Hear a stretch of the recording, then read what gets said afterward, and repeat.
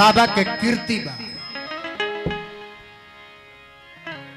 अरे बाबा विश्वकर्मा के कहानी हम तो पहिले जुबानी।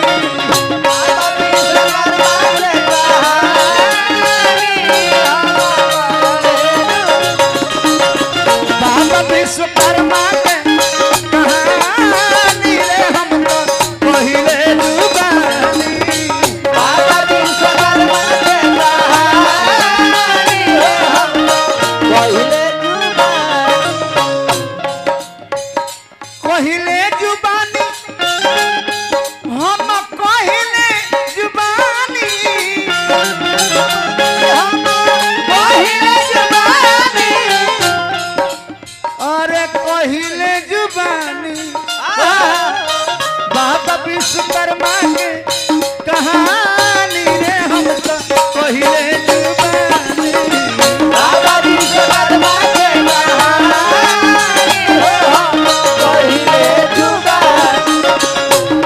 विश्वकर्मा के कहानी रे हम तो पहिले जुबानी।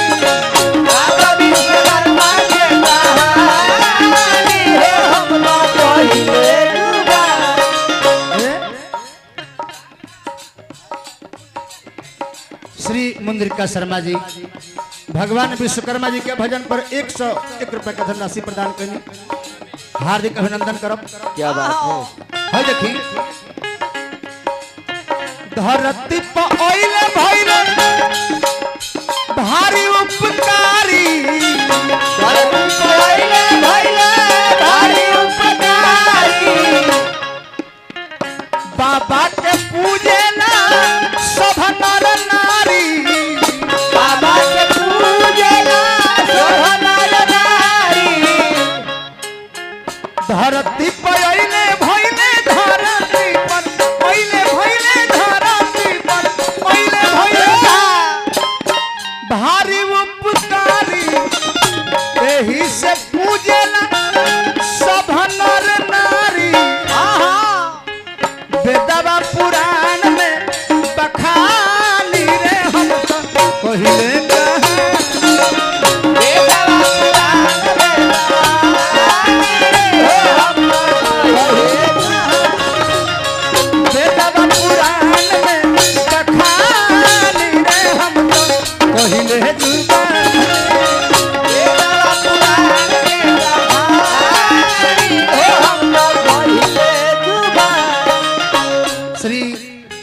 नागा शर्मा जी भगवान विश्वकर्मा जी के भजन पर 100 रुपए दिले बानी।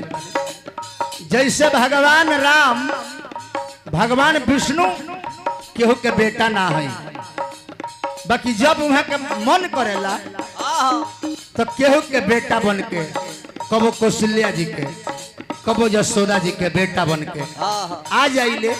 और सही भगवान विश्वकर्मा भी केहू के बेटा होई ना। सारा संसार भगवान विश्वकर्मा के उपजावल हो, लेकिन ये खाली मन कैलस माई के प्यार दुलार पावे के तो के खाली बेटा बननी के कर धर्म के नाती दोस्त नंद के ललनवा। धर्म के नाती दोस्त नंद के ललनवा। माघ शुक्ल त्रयोदशी के भइले जन्मवा। माघ शुक्ल त्रयोदशी के भइले जन्मवा। त्वष्टा के बेटा बन के बाबा विश्वकर्मा जी के धरती पर आई रहनी। माघ के महीना में शुक्ल पक्ष में 13 तिथि के वहाँ के जन्म भई रहे। धर्म के नाती त्वष्टा नंद के ललनवा। धर्म के नाती त्वष्टा नंद के ललनवा। माघ शुक्ल त्रयोदशी के भइले जन्मवा। माघ शुक्ल त्रयोदशी के भइले जन्मवा। रहले कलाकार बहुत ज्ञानी रे हम तो पहिले जुबानी। कलाकार बहुत ज्ञानी हो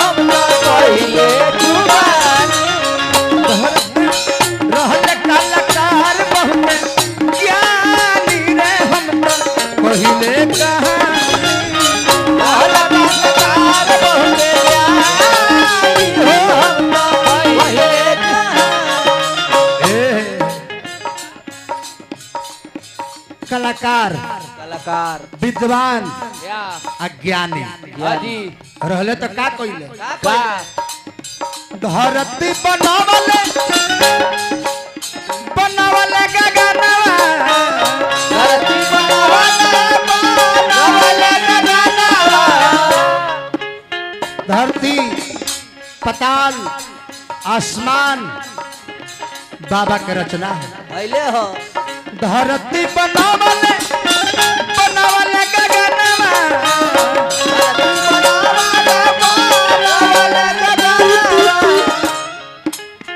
उहे बाबा लंका के कोइले रचनवा उहे बाबा लंका के कोइले रचनवा उहे बाबा लंका के कोइले रचनवा उहे बाबा लंका के कोइले रचनवा कहिया वहिया मैया पार्वती भोला बाबा से कहले कि ये भोले बाबा ए भोले बाबा कहिया ले हां कैलाश पर्वत पर ए पहाड़ पर दिन काटल जाए बड़ा गर्मी होता हमरो मन करता तनी सुंदर घर में रहे के तनी बनवा ना दी है तो भोला बाबा कहने की बनवा तो दे हां बाकी तारा निमन घर में रहे के लिखल बा ना सही बात बा ओकर सुख भोगबे ना करबी कहले की हीरो केना जानता नहीं बनवा के देखी तो बस रातों रात ऑर्डर करनी भगवान विश्वकर्मा के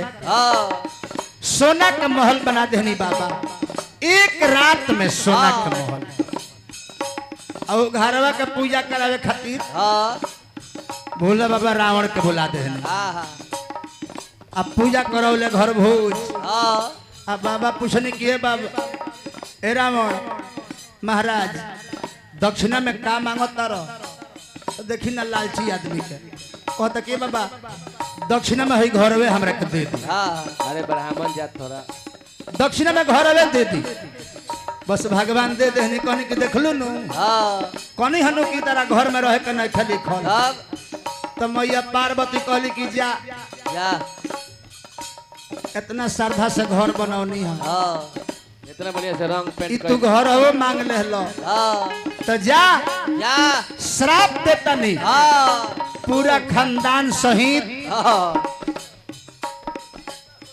एक घर में तोहरो नाश हो जाई हां आ एक घरों के नाश हो जाए हो जाए श्राप देली मैया हां धरती बनावले बनावले आसमानवा धरती बनावले समानवा सोनावा के लंका है कोइले रचनवा सोनावा के लंका है कोइले रचनवा शर्मा मनोज कुछ ना जानी रे हम तो पहले कहानी सारा जानी हो हम तो पहिले शर्मा मनोज कुछ ना जानी रे हम तो पहले कहानी सारा मनोज पुरना हो हम तो पहिले जुड़ा अब तने कहानियां सपरा लेबे फिर एगो